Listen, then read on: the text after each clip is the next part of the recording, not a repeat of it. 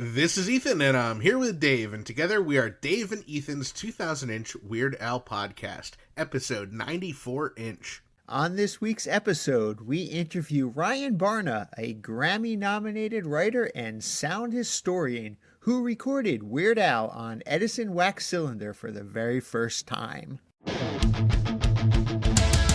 It's Dave and Ethan's 2000-inch Weird Al podcast. It's a podcast about Weird Al. It's Dave and Ethan's 2000-inch Weird Al podcast. Seriously, the whole podcast is about Weird It's Al. Dave and Ethan's 2000-inch Weird Al podcast. You don't have to listen, but we're glad you are. Dave and Ethan's 2000-inch Weird Al podcast. Welcome to another pretty stinking majestic episode of Dave and Ethan's 2000-inch Weird Al podcast. You can say that again, but please don't. It's just not necessary. Okay, sure. So how great was it hearing about Richard Bennett's incredible career for the past 2 weeks? It was so great. And you know what else is great, Dave? All the cool stuff I've received in the mail. Oh, you too? Well, let's start with you. What did you get? So I don't know if the listeners realize this, but Dave, you and I not only collect Weird Al stuff, we also collect Jim West stuff, Bermuda Schwartz stuff, Ruben Valtierra stuff, and Stephen J stuff. And I just got some really cool CDs that Jim Kimo West performed on. Oh, cool. So which ones did you pick up? So I actually received 3 different CDs in the mail that feature Jim Kimo West. The first one is Deep by Adam Werner and Blues Gonna Getcha by Williams and Welsh.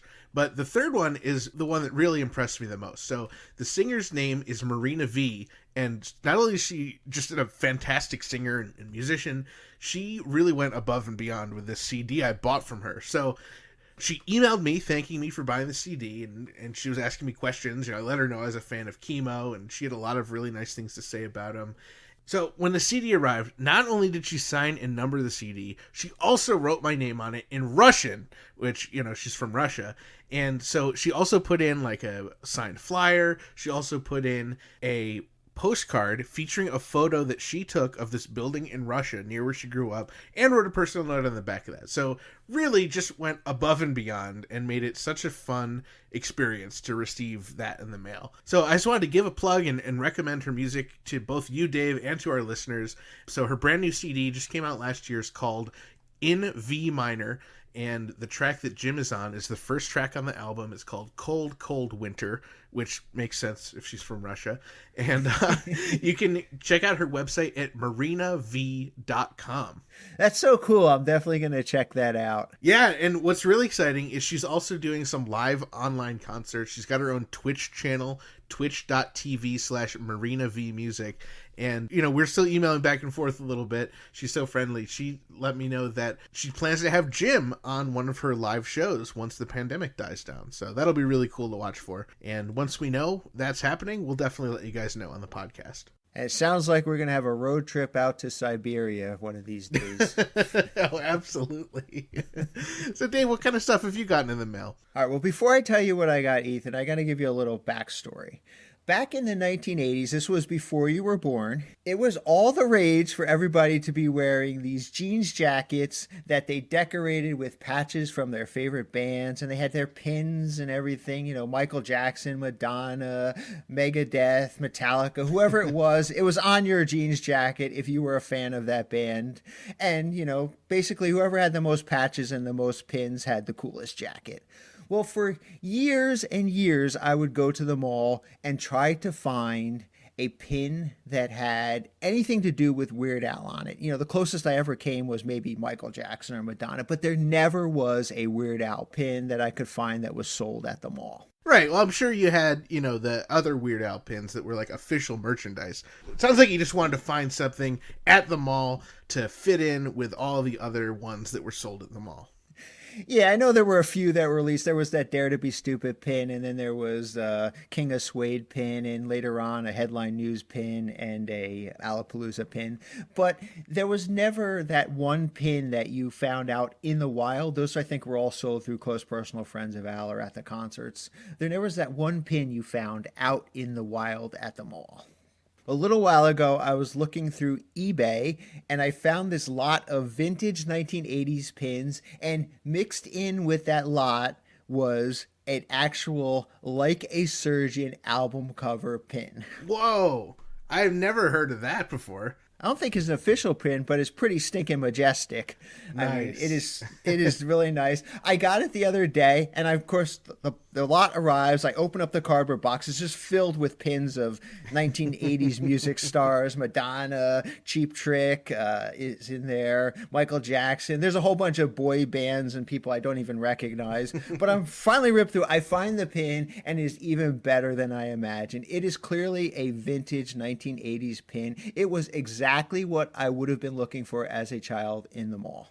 Well, if you ever find a time machine, I think that would be a good excuse to use it, go back in time, and let your younger self know that one day, your dream will come true.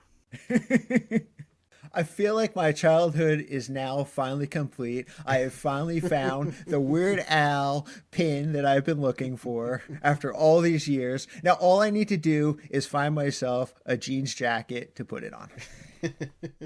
Well, I'm sure you can find some vintage jeans jackets on eBay. Well, it sounds like we both got some really great stuff this week. Let's move on to the Weird Al news. Yes, so our good friend and Patreon supporter, Summer Woods, is at it again. She just released a brand new Weird Al related video. You will remember Summer from those amazing piano medleys of Weird Al's original songs, as well as her bossa nova rendition of our theme song. Now, her latest song just premiered on Valentine's Day, and appropriately enough, is a medley of Weird Al's love songs performed on ukulele and sung by Summer. It is so pretty stinking majestic and so well done. And a really funny thing about it is that Summer dresses up as Fred Huggins from the Weird Al Show for her video. So there's 14 Weird Al love songs in the medley, everything from Good Enough for Now to Do I Creep You Out. And I loved that one of my favorite songs, If That Isn't Love, got some love in the song as well. Yeah, all the songs are really great, and she even manages to start and end the medley with the Fred Huggins classic, I Like You, as heard on the Weird Al Show. Now, we really love all of Summer's great music, so to check out the medley and all of her videos, head over to youtube.com/user/cosmicspaz. You can find her on Instagram at SummerWoodsMusic, and check out her Patreon, patreon.com/SummerWoods. Men'sHealth.com just released an article with a snippet from a new book, Rock Stars on the Record, the albums that changed their lives, featuring an interview with Weird Al. Now, in the interview, Al mentions that after listening to Elton John's Goodbye Yellow Brick Road album over and over and over again, he was eventually able to figure out all the chords, write them down, and play every song on the album by ear on his accordion.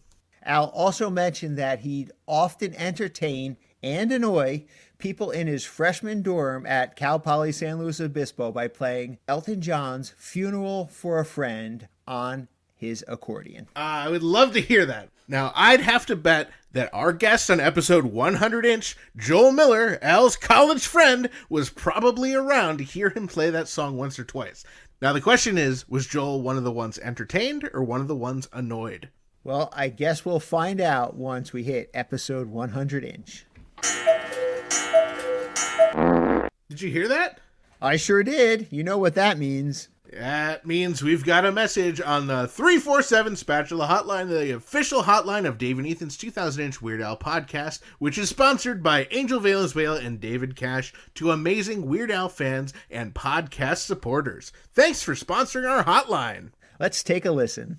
Hey, Dave and Ethan. It's your Al pal and loyal listener, Dana B. in Philadelphia, Pennsylvania. It's February 14th, and I just wanted to wish you both a happy Alentine's Day.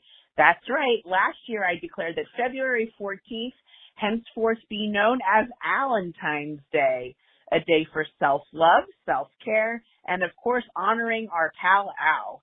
Celebratory traditions include listening to Al's music, watching Al-related footage, including, but not limited to UHF, Alpocalypse Live, the Ultimate Video Collection, Touring with Scissors Live, The Complete Al, Al's YouTube channel, and whatever else you may have in your vast collections, and indulging in your favorite foods. For me, that means sushi, but someday I hope to celebrate with one of those highly coveted 2-pound double wrapped in a quesadilla burritos from your favorite vegan Mexican restaurant. So from me to you, happy Valentine's Day. Will you be my Valentine? Of course, Dana, of course! We are both honored to be your Valentine. Thank you so much for that call. Dana, what a great idea. For us, of course, every day is Valentine's Day, but it would really be nice to put it on the calendar as an official holiday. Yeah, luckily February 14th is completely open, so I think we should add it.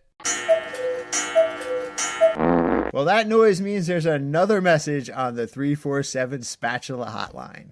All right, Frank, hit play.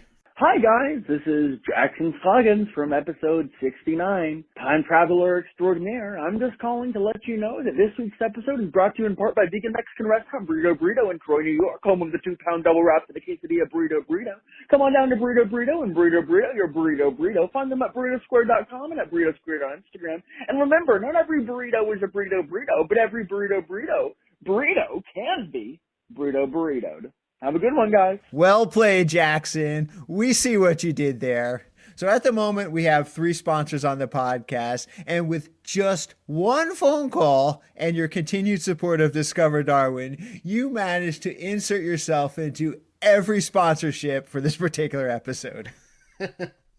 Well, speaking of that, this week's episode is brought to you in part by Discover Darwin, promoting tourism in Darwin, Minnesota. Not only is historic Darwin, Minnesota beautiful, it's also foul. Darwin, Minnesota is home to Darwin turkey. There's a turkey named Darwin? Well, I don't know. Isn't that what you just said? No, I said Darwin, Minnesota is home to Darwin turkey. So that means there's a turkey named Darwin that lives in Darwin, Minnesota? Oh, I get it now. While there may in fact be a turkey named Darwin in Darwin, Minnesota, what I'm talking about is the farm in Darwin named Darwin Turkey. Why don't you just call it Darwin Turkey Farm? Because it's called Darwin Turkey, not Darwin Turkey Farm. Well, what do they do at Darwin Turkey? They farm. Well, what do they farm? Turkeys? Yeah, I guess. So visit Darwin, Minnesota on your next expedition. Discover Darwin, more than just the twine ball. And after you visit Darwin, Minnesota, be sure to visit discoverdarwin.biz. Well, Dave, as you know, we just celebrated the 40th anniversary of the release of the Placebo EP earlier this month. Now, when we were talking about Mr. Frump and the Iron Lung, I couldn't help but think about how that song was once recorded in a very special way.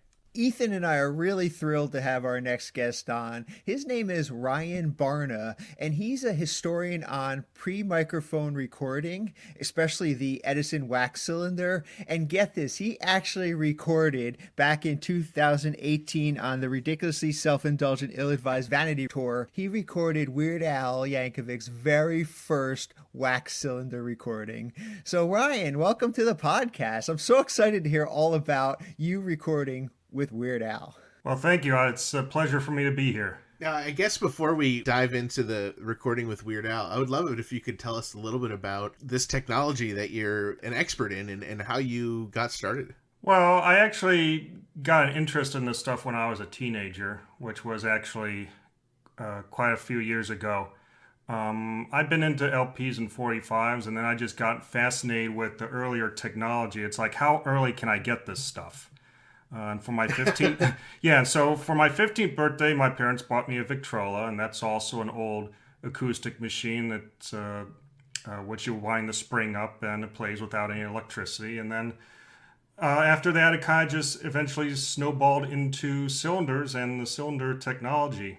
Well, a few years ago, I actually bought my first cylinder recorder. It's a little device that you put into the reproducing arm of an Edison phonograph cylinder. And back in the old days, people at home could actually make their own records. It's actually a strong emphasis the Edison company advertised. Like, look, you can't do this with ordinary disc records. It's with Edison that you could make your own records at home with. And that was a very strong selling advantage of them. So I got my first Edison recorder here. And then after I tested it out, I needed some, I wanted to go a little bit further. I needed some talent. Right. I wanted to try and get some talent. So what I did was I checked through some local listings for some talent in any way who could, be willing to volunteer to try it out. Oddly, most didn't answer. A couple said, well, no, we really can't do it at this time. And then I got one or two local performers to try it out, and it was interesting. I tested it with a symphony orchestra. I tested it with another musician outside of Philadelphia who actually plays the theremin. And then, Oh, wow. Yeah. And then I decided to take it a step further. I checked the tours of certain people who would be coming through the area I lived in, which is Allentown, Bethlehem, and sometimes around the vicinity, like in Philly or New Jersey. Figured, I wonder if I can get any of these guys to, record for me. So it's kind of just like one thing led to another. Yeah. So you're probably wondering how I actually managed to score Al in this little experiment that I was doing. Yeah, absolutely. Yeah, actually, I was friends with Dr. Demento for a number of years. I loved the very early comedy stuff, and of course he too, so we actually had a common interest, and so I brought the idea up to him and say, hey, now that Al is going on tour, would it be possible if I brought my little Edison phonograph machine here and have him do a little cylinder recording for me? He said it's possible, and he got me in touch with his manager, and I wrote to his manager asking, hey, can we do this? He's like, sure, just let us know when we get closer to the dates, and we'll see what we can do. So the closest that he came to me was in Atlantic City.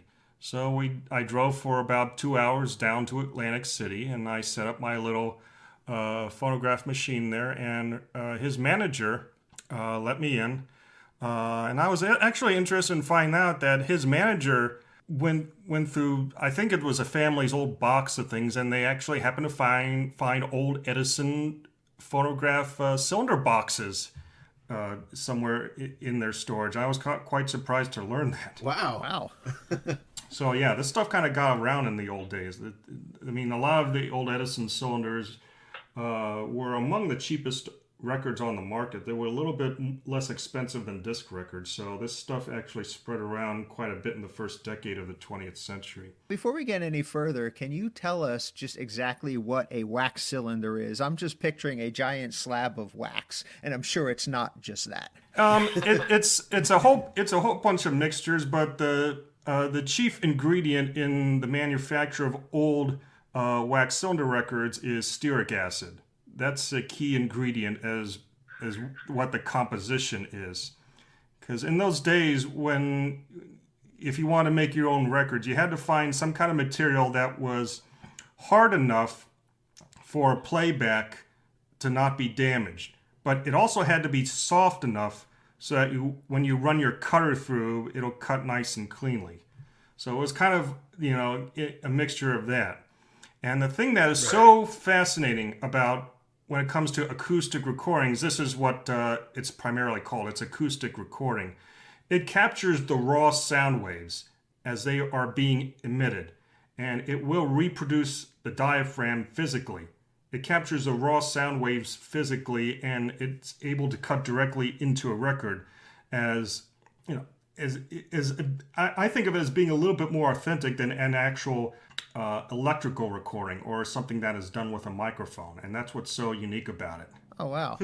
So is it actually like carving something into, I guess, some wax or something? I'm trying to picture it like looking at like a piece of vinyl, like an LP or a 45. You can see the grooves on it, and you know that when the needle touches those grooves, it produces the sound that you're trying to get. So I'm trying to understand, just exactly what one looks like and how the sound is stored on it. It's very similar to the way a 45 or an LP looks. The thing is, it's a rather soft wax cylinder. What you have to do is you have to heat it up first, because you got to get that wax soft enough in order to get your stylus to be able to cut through the surface. And it comes out much more clearer and cleaner when it's done that way.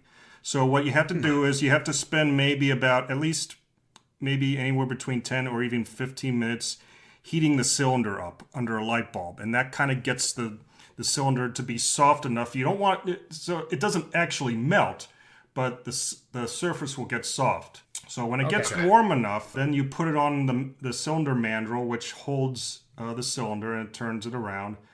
And then, of course, I keep my little light bulb on top of it so that the wax on it will stay warm, so that the stylus will cut into it.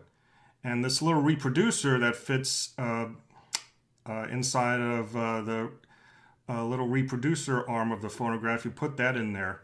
And the stylus, it's a sapphire stylus, and it's kind of cupped, like there's a really sharp edge to it. And it kind of goes in the opposite direction of the cylinder is turning, so it'll slice right in there. And it's got a mica diaphragm, and it'll start vibrating, and it'll start cutting the grooves right there on the record. Wow, that's fascinating. Mm-hmm. How big is a cylinder? Is it like a can of soda, or how would you describe that? It's a little shorter than a soda can. A little bit smaller, but it's not that much smaller. I have to assume, getting a blank wax cylinder to record is not as simple as running up to Walmart. How do you get one to record into? Well, there's a couple people out there that make brand new ones, but in this case, what I did was I used an old used one, an actual early one, an early authentic cylinder that I used to record Al on. There's a guy out in New Jersey who shaves down old moldy cylinders, and we use them as new blanks. What happens? Oh, cool. Yeah, what happens, unfortunately, to many of these very early brown wax cylinders, the very early brown wax, is that mold gets trapped into them. And in some cases it's minor, but in a number of cases the mold just completely covers the cylinder. It's kind of like a whitish color, and it eats deeply into the grooves. And if you actually try playing any of them, it's like nothing at all. You can't get any sound out of it. They say there's ways to retrieve sound out of it through like digital imaging, but even with some of these cases, like some of these examples, I mean, the grooves are just so rough and distorted, they're almost gone. There's no audio left. So what he does is he uses an old Edison cylinder shaver. They used them like office dictation equipment. They would shave down the cylinder if they wanted to erase it and start all over again. So what you do is you put it on the office dictation device, and it shaves down the surface, getting rid of all the mold. Now, the unfortunate thing is you also erase the original recording. But it erases all the mold, and you can reuse it as a new cylinder blank. And so that's what I did. I bought some blanks from this person who shaves them down, lives next door in New Jersey, and I actually used an original, probably 1890s or very early 1900s brown wax cylinder to record them on. Authentic. Wow. I have no idea what was on the original cylinder. I mean, it was shaved before I even acquired it. But in this case, it was special because I actually have Weird Al, his voice and Weird Al actually performing on an authentic circa 1890s wax cylinder. Now, is there a way for you to prevent mold in the future? Is there, new technology for storage that you're able to keep this precious item? Well, just proper storage. The key is to keep it out of a particularly humid environment. Any place that might be hot, or maybe like in a damp basement. I see a lot of wax cylinders out here in Pennsylvania. I pull them out and the mold has just eaten away at them. But because they were also stored in attics and a lot of basements around here, there's a couple. There's some excellent examples that survive, but a lot of the things I find nowadays are just completely covered in mold just because they weren't stored properly. Wow. I've got Al's cylinder in safety. There's no humid around here. It's in a climate-controlled environment. That's about all you need. Okay. All right, so now you have this shaved down blank, and you take it to Atlantic City, and you're ready to have Al record on it. Can you walk us through just that day, what it was like recording? You mentioned that your manager let you in, and then what happened next? They told me to set up right where the speaker was. One thing that I really want to do, and I hope Al would let me do this next time, is to have him record directly into the horn. But at the time, I felt, this is a huge opportunity for me. So I decided, I will go ahead and I'll set up to speaker this time. So I set up to the speaker, and I start heating the cylinder up, and he comes up to me. He's on stage, and he's rehearsing with his band. And one impression I got, knowing how Al is, you would think that if you went to one of his rehearsals, they would always be goofing around or cracking jokes and basically just being all silly. But to my surprise, no, Al was actually very serious. He was going over his show. He was going through the song, and he was going through every minor detail and said, like, wait, can we play that again? So try adjusting it this way. No, he was actually very serious, and he was very focused on his work. That's one surprising thing that came to my mind, thinking, well, maybe he's not as silly as we think he is, but he's also very, very smart. I will tell you that. Yeah. Oh, so he comes up to me just before we start recording. He shakes my hand. And he says, "Hi, I'm Al." And I just couldn't believe it. I recognized him, the kind of frizzly hair. He was wearing a hat, and I just shook his hand and he asked, "Are we ready? Can we get started?" He said he was going to do Mr. Frump in the Iron Lung, and I knew that song long ago. I mean, I've been listening to Weird Al since I was 12, so I that was from his first album. Of course, I knew that song. He did the trick with his accordion where he imitates the iron lung. Right. So I start the cylinder off with the announcement, because back in those days you used to announce on the cylinder, because the very early brown wax cylinders, they sometimes came with slips, paper slips you would insert them with, and lids, but there was really no way you could write directly onto a live recording made on brown wax. So oftentimes they would have announcement announcing what the selection was. This way, you don't confuse your Hearts and Flowers song with some kind of a naughty pornographic selection that they occasionally made privately in those days.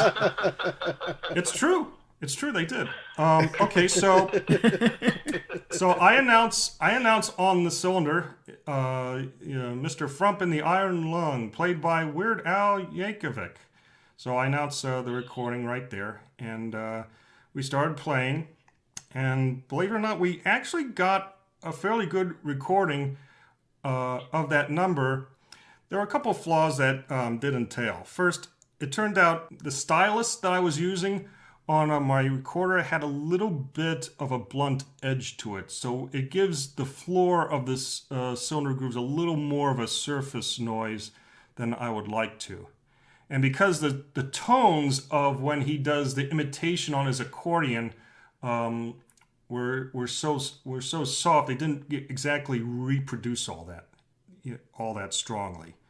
And then his manager came up and mentioned, Al has to remain on schedule, and we have to go. As much as I would have liked to do another take of it, we just didn't have time. But it was a very unique opportunity for me in many ways.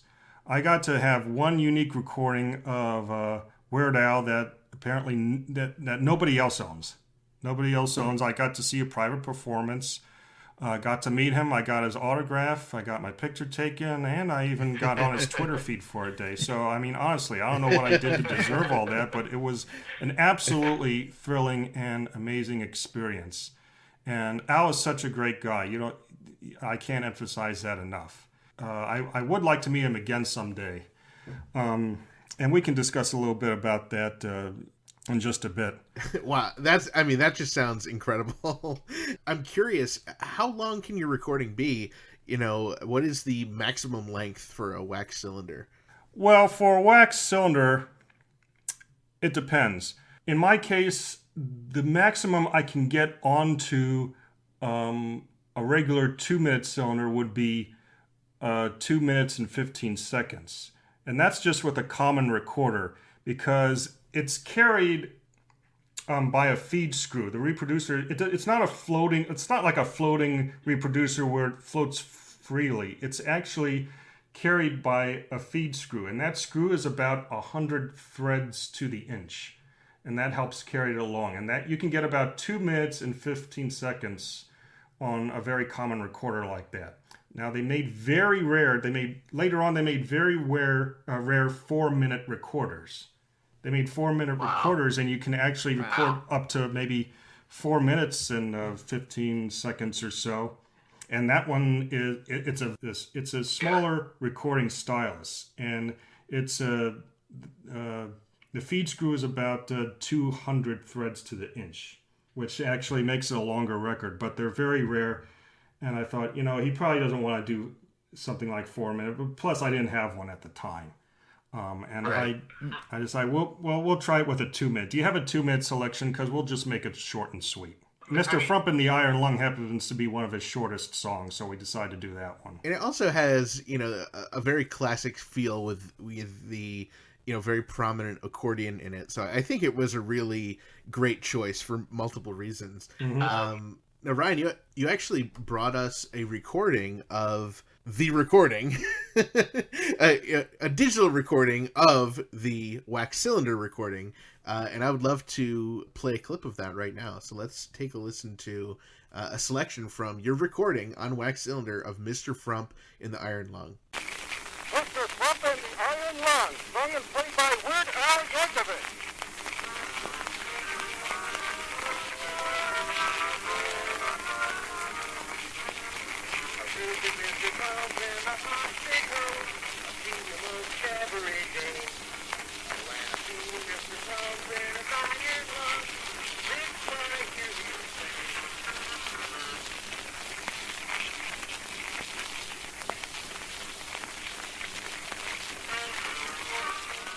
Let me explain to you a little bit about that recording. As you can see, it is a little bit scratchy, and I've actually never publicly released it.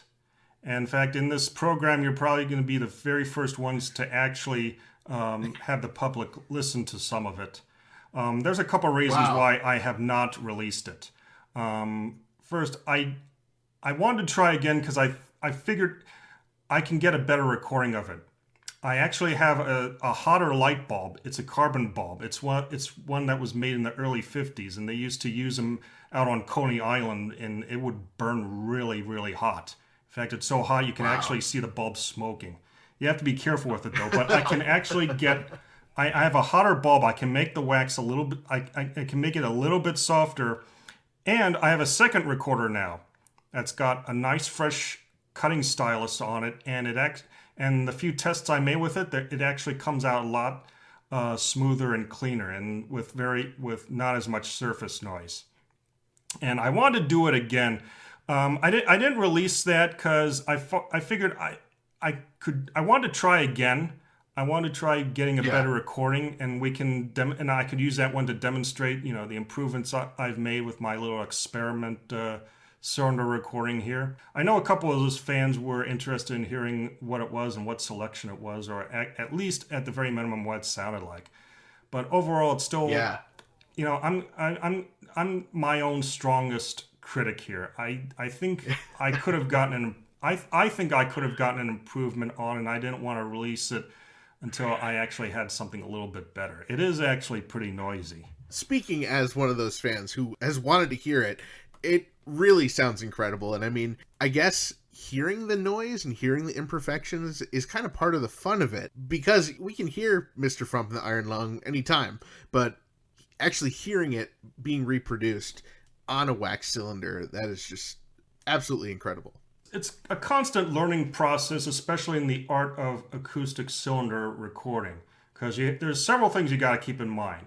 You got to keep in mind the temperature of the cylinder and how soft it gets. It also depends on your recording stylus. It depends on the smoothness of the spring motor that is inside of the case of the Edison phonograph. Distance from the horn is also a major factor. Loudness and clarity is also a major factor. I mean, there's all kinds of things that go into the art of acoustic recording, because everything from the stylus all the way to the way that the mica diaphragm is glued onto the recorder. We use beeswax to hold that together. So everything goes into the factor of acoustic recording. It's a little more easier done with a microphone, though. But I was really hoping at some point I could record Al again. I don't know when he's going to go on tour, but I don't know if he'd be interested in recording again. But Al is such a great guy. I definitely want to get one of those VIP packages where I can go backstage and I can just say hi to him and, you know, get his autograph and picture again. I'd love to meet him again. I would definitely love to meet him again. I tried to get him to do it again in 2019 when he was doing his Strings Attached tour. And that was just such a hard thing for his manager to coordinate. I don't know how he did it, but you have all these orchestras in different places where you had to make arrangements, and that must have been a very, very difficult thing to pull off. Plus, he resumed his costume changes, which took a lot in his rehearsal, and so his manager said, "No, we've actually got too much going on, you know, with all these musicians coming in with each and every performances and having to rehearse with a new orchestra every day, so we couldn't do it in 2019." And then COVID came along. And that pretty much put this whole cylinder recording for me temporarily out of business. It was really hard for me to find talent even a year or two before all this happened. It's going to be almost impossible now with all this COVID stuff going around. So most of my work nowadays has been involved in researching and writing stuff, and I kind of just put all the cylinder recording on hold. But I'm hoping that someday we can do it again, and not only with some of my new and improved testing and equipment that I have actually done, I'm confident I can get a better one. But I'd also like to see him actually play and sing directly into the horn, because that's how they did it in the old days. I'm hoping Al would be willing to do so someday. But he was one of the few people, and the thing amazing about Al is he was one of the few people that actually took a strong interest in this. When he first learned about it, he was like, "Oh wow, hey, this is amazing. Let's do it," and not knowing very much about who I was. I mean, I gave a little bit of background about myself and told him, "Hey, I knew Dr. Demento," and we just made it happen. And it was, I would say that recording Al up to this point was absolutely one of the greatest pleasures and one of the most thrilling experiences I've ever lived through. I can imagine. Ryan, I'm really happy to hear that you had a great experience, and I do really appreciate you sharing that clip with us. As a Weird Al collector, as somebody who's heard pretty much every Weird Al song, I've never heard anything like that before. It is music to my ears. And it's also great that you yourself are on a recording with Weird Al. Did that ever cross your mind? Oh, yeah. Oh, yeah. Oh, I would have never dreamed. I would have never dreamed. I actually get to tell people I made a record with Weird Al. How about that? Now, Ryan, I'd love to hear more about, your relationship with Dr. Demento. On your YouTube, you have a video of actually recording with Dr. Demento, also on Wax Cylinder. What was the story behind that? Well, that one came just sometime after I had recorded Weird Al. I mean, Dr. Demento and I have been online friends for a few years. And I actually never met the guy in person ever until the day that I made that. But we had corresponded by both email as well as on Facebook, and we had a common interest in the very early recording comedians. That includes Billy Murray and a couple of the other pioneers like Cal Stewart and Billy Jones and Ernie Hare. We actually had quite a few things in common. But he's always been a fan of the later comedic material, especially stuff recorded both electrically as well as in stereo, because it's just so much easier to listen to.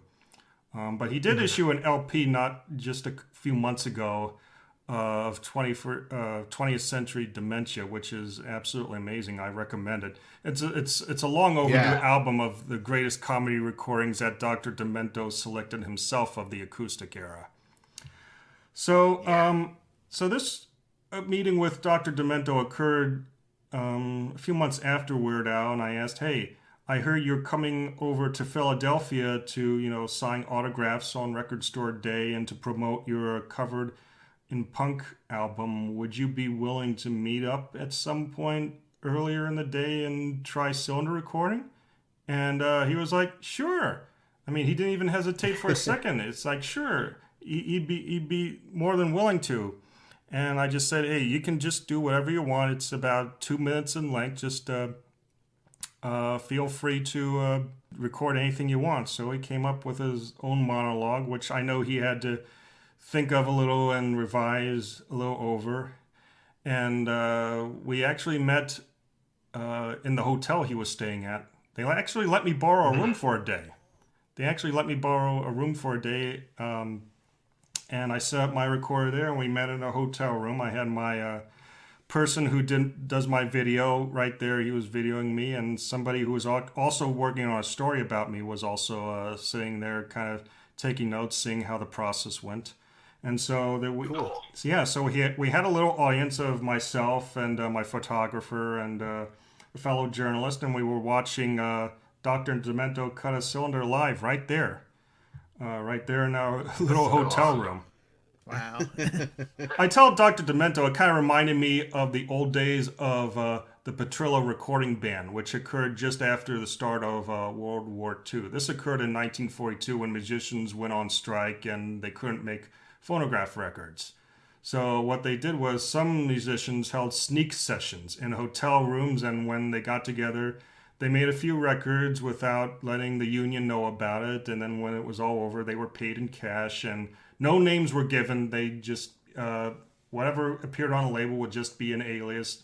Only cash was giving out, and no questions asked. It's kind of what it kind of reminded me of, being recording right there in a hotel room. But I think with the idea of being able to record Weird Al as well as Dr. Demento, I'm kind of working up not only my repertoire but my reputation here, and hopefully some new talent will follow at some point. Absolutely. For Dave and I, obviously, Al would be our dream. Was Al your dream get, or is there someone out there that you would love to also record with? Well, there's many people I like to get, but Al, for me, musically, he was the cream of the crop. I mean, he's been around for so many years, and he's outlasted many of the musicians. Who would I like to record? To be honest with you, well, not to get political, but a couple past presidents I wouldn't mind doing. Oh, that would be cool. Yeah, and a few other musicians and some comedians. I'm a little bit afraid to name names here because I don't want to embarrass them when they later listen to this and say, no, I don't want to do that. A couple of them actually have said, no, I'm not. I wouldn't be interested in that. I'm not going to name names, but most people actually either don't answer, or a few have said, no, we're not able to do this, but I don't want to call them out on this. There are a couple others I would like to at least, get a few spoken words from as a cylinder souvenir. Almost like a little signature on wax. Instead of autographing it, you're speaking directly into the diaphragm and making your voice vibrate directly onto the record there. That's something pretty darn unique, if you ask me. Oh, absolutely. Yeah, that's a unique experience. I would love to experience that someday. So, Ryan, let me ask you, have you ever taken a digital file and transferred that to wax cylinder? I know at least one person that can do that. You can take a digital file and you can record it electrically or digitally directly onto a wax cylinder so that, it's a direct recording of it. But I personally don't have the equipment to do that. The only way I could do that would be to just play a digital file on speakers and just record it acoustically as it's coming out of the speakers, which actually is the equivalent of a dubbing. Okay, yeah. But there are ways to do it, but I only know of one person who can do that. Okay, I was just asking for selfish reasons. I was just wondering what it would take to get the official Dave and Ethan's 2000-inch Weird Al podcast theme song onto wax cylinder. I would probably have to do it by speakers. I would have to do it by speakers and have the horn right up to it. Oh, that'd be cool. All right, it's only about 30 seconds long, so you could definitely fit it on your wax cylinder if you ever inclined to try. If you send me the file, I'll try it out. That'd be amazing. Now, Ryan, we haven't really even touched on some of your, amazing career as a writer. Tell us about being nominated for a Grammy Award? Well, it was. I would have never dreamed in a million years that anything that I did would get recognition. As a youngster, when I was in both elementary and middle and even into high school, I was the one that always sat out on award ceremonies. I was never considered. I never went up there. There were usually just one or two students that would go up there. They would get straight A's and they'd get all the awards, and I usually just went home empty-handed. But no, it was amazing, and I owe it both to the company that I wrote my notes for, as well as their absolutely wonderful editorial and their suggestions for great storytelling as well. That helped me get there. For me, it was a once in a lifetime opportunity, but even to this day, I'm still trying. I'm going to get there again. Yeah. I'm going to get nominated again. I'm going to keep trying. I'm going to keep trying. I'm determined to go back. After I've been there once, I want to go back. Well, that'd be awesome. So you were nominated for Best Album Notes for Songs of the Night Dance Recordings, 1916 to 1925. Man, you should put out an entire Weird Al album of wax recordings, and that will get you the next Grammy, I think. That's one thing.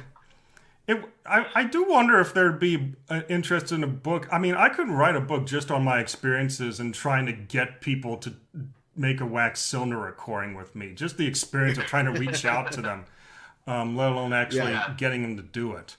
No, I have a lot of projects here. I have CD projects, and right now I'm just, ever since COVID pretty much ended my cylinder recording career, I've just been basically confined into the computer, and I've got this big book project I'm working on. It's that I'm hoping to complete either next year or the year after that. It's a more biographical, detailed story of an artist who actually lived throughout the acoustic recording era as among the most popular singers out there, and everything that was going on and everything that followed just right after him. But I'm not going to give too many details at this early stage, but I've been working on it for if you ask me, way too long. I mean, I've been at this thing for almost 13 years now, but I'm at this point, I'm in a new decade. I say, you know what, I'm going to get this thing out there at some point. So that's what I'm confined to nowadays, is just researching and writing. That's very cool. Now, I saw another connection you had to Weird Al. You know, on this podcast, we're very familiar with Weird Al's appearance on the Joe Franklin show, where he wrote the Joe Franklin song. And what is your connection with Joe Franklin? I knew the name of Joe Franklin just from hearsay here and there about that he had a long career, and that he actually met some of the early acoustic recording artists when they were still living. And this was back in the 40s and 50s. I mean, this is how far back Joe Franklin's career goes. He started on radio, and he started doing all these interviews, and he interviewed all these celebrities, many of whom are long dead now. But I actually met Joe Franklin back in 2009. I tape interviewed him because I wanted to preserve his stories about some of the early acoustic recording artists that he had met before all those old guys had passed away. I did 2 interviews with him, actually. I did one in 2009. I did another taped interview with him a couple of years later. I haven't released released it yet, but it was about some other of his meetings with other artists, as well as some of the old songwriters of the teens and the 20s that he had met. And he's just basically covered the whole gamut of the entertainment, starting back in the 40s and going all the way up to earlier this century with Taylor Swift. And even when I was in his office, Lady Gaga's manager actually called him by phone while I happened to be sitting right there interviewing him. I mean, this is how much this guy's career spanned. And it's so sad because few people even know who he is, because he was only on local television, but he had one of the longest running interview in television and radio shows in broadcast history. But it's amazing how much he had actually covered in his long career, Al included. Yeah, it's amazing. Ryan, I already gave you one challenge about seeing if you could reproduce our theme song onto Wax Cylinder. Well, and I have another challenge for you. And I know you said that you think that the longest length recording of Wax Cylinder is somewhere around 4 minutes, a little bit over 4 minutes. Well, Weird Al has a song which is about 11 and a half minutes long called Albuquerque. So I'm giving you a challenge to try to figure out a way to get an 11 and a half minute recording of Albuquerque onto a Wax Cylinder. Well, let's say, for example, that an opera ran really long. The labels at that time would do them in parts. They would do like part of the first act, and then they'd go to another act on a second record. And it's the same thing they would sometimes do on cylinders. Like if there was a series of, say, a show, they would do, part one on one record and part two on another record. So Albuquerque would probably take up, let's say an average of 2 minutes per. It would probably take up at least 5 cylinders, I would guess. Maybe a sixth one. Maybe a sixth one just to be safe. It'd be a great release to put out a 6 Wax Cylinder set of Weird Al's Albuquerque song. That would be a great bestseller. It'd be great, right up there with his Squeeze Box accordion box set. It would be like right next to that on my shelf. Mm-hmm. Did they ever put out full albums on Wax Cylinder? Full albums, no. I mean, sometimes in some cases where if they were doing like a light opera selection, they would put out, Pirates of Penzance airs number 1 or Mikado airs number 1 or something similar to that.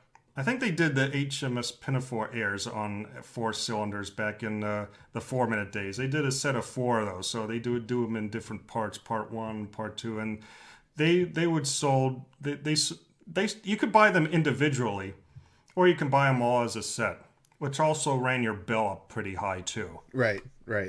But album-wise, no, not really. Except sometimes they would sell cylinders in maybe one or in 2 or 3 parts. Interesting. As close as maybe as it was to a cylinder album as you would get in those days. Yeah. Now, what was the very first Wax Cylinder recording? The earliest recording that we are aware of would have been Mary Had a Little Lamb, which Thomas Edison would have done on tinfoil.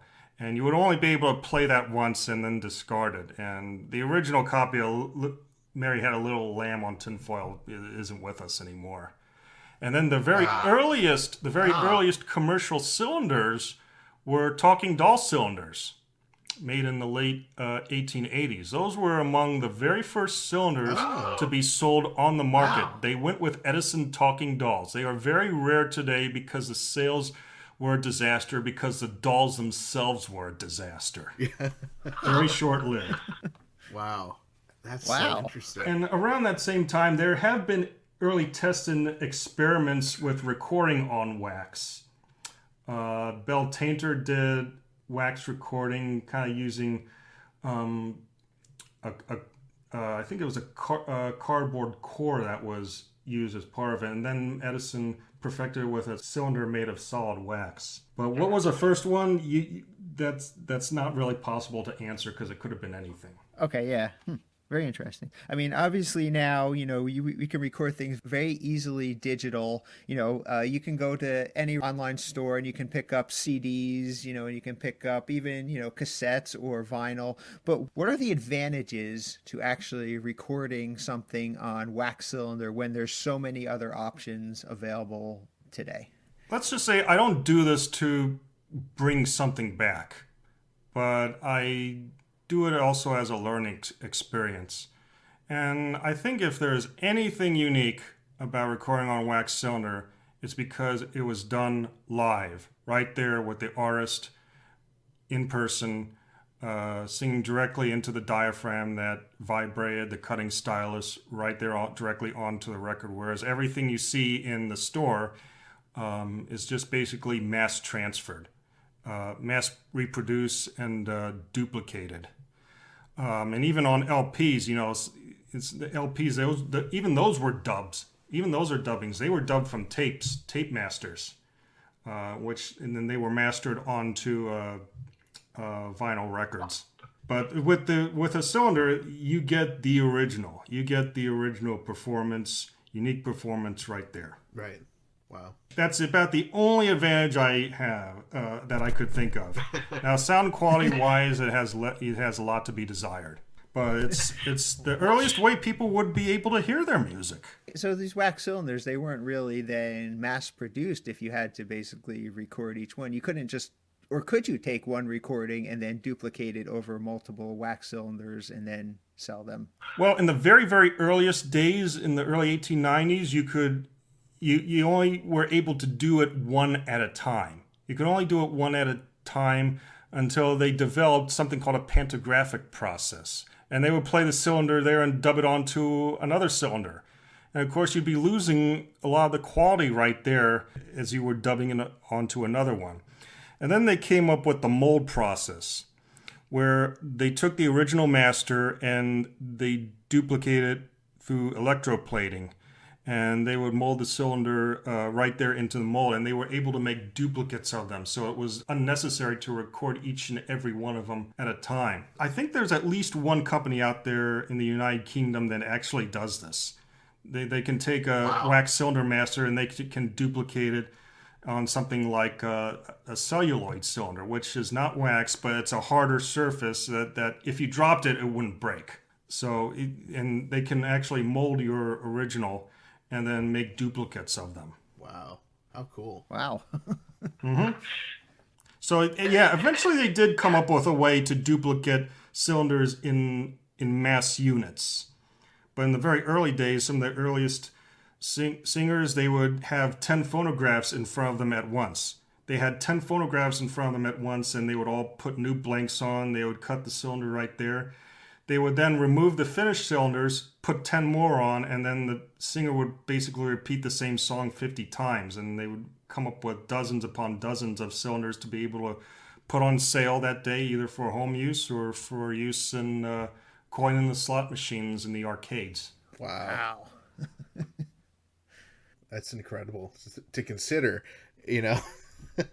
There would be so many different, you know, versions of the same song, technically. Mm-hmm. Ryan, we do know that there is only one recording of Mr. Frump in the Iron Lung on wax cylinder, and you must have that preserved. You know, I want you to tell us how you have that preserved and what you're doing to make sure that nothing happens that doesn't get mold. You know, it's preserved forever until it takes its eventual spot in either the Library of Congress or the Smithsonian, where it totally belongs. I can tell you it is in a safe place right now.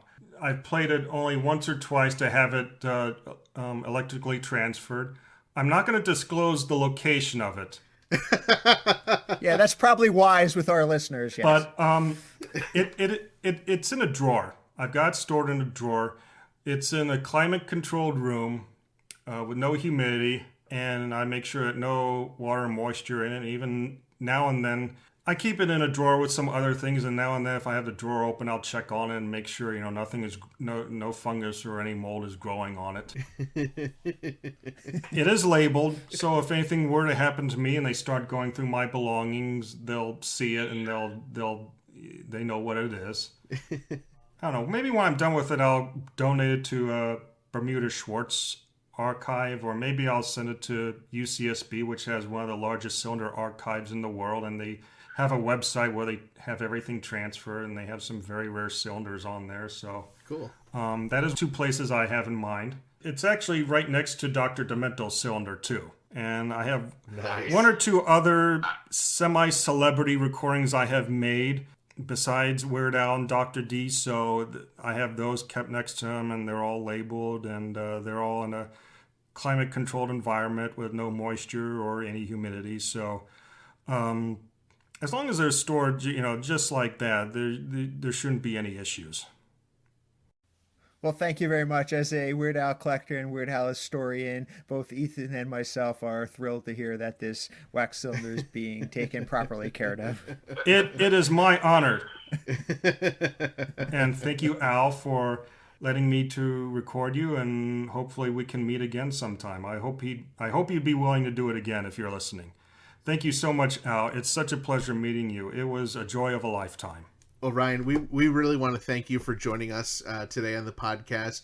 For more information, we can check out your website, phonostalgia.com, and we can find some other information on Twitter via Real Ryan Barna.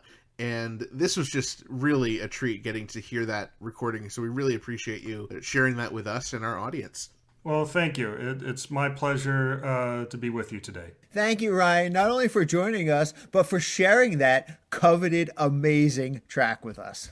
I remember when Al first posted about that on Twitter, like he mentioned in the interview, and I have just wanted to hear that so bad. So I'm really glad we were able to not only hear it, but share it with all of our listeners.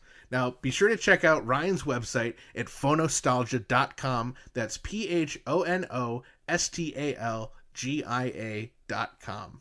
Well, hopefully Ryan gets a chance to record again with Weird Al. I wonder what song he would choose this time. Well, if I had any say in it, I would recommend that they do Since You've Been Gone, because that, of course, is a cappella. It's under 2 minutes long, and I think that would be pretty stinking majestic to hear on a wax cylinder.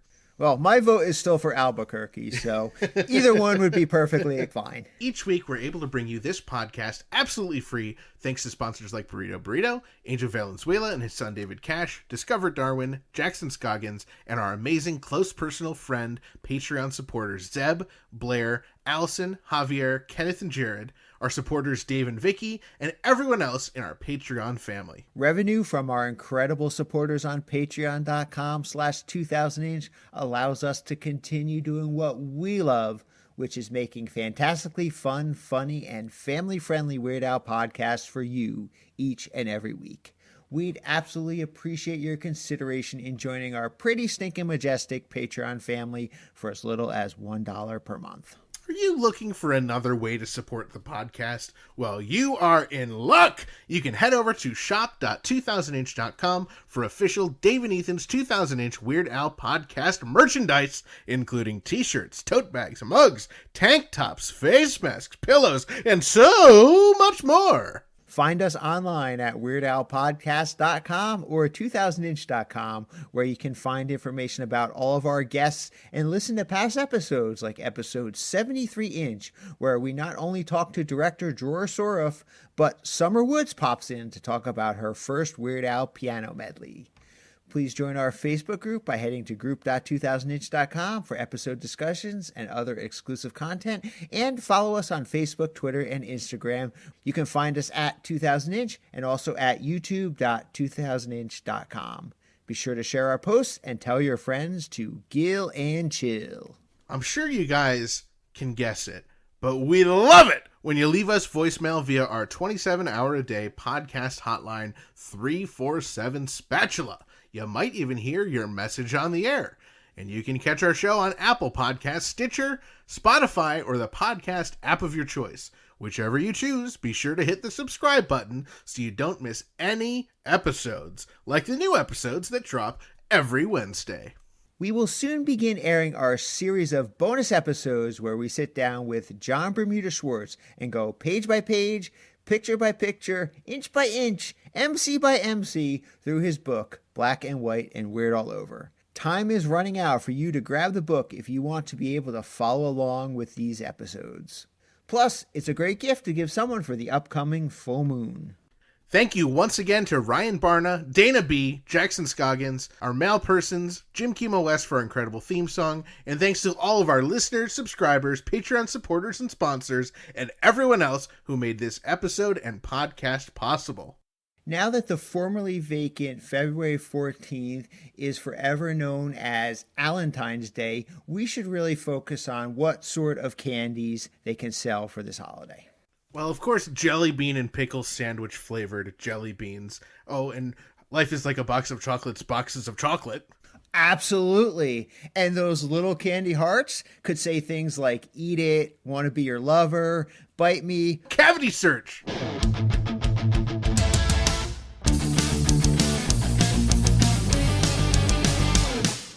That was Dave and Ethan's 2000-inch Weird Al podcast, episode 94-inch, the podcast recorded on Edison wax cylinder.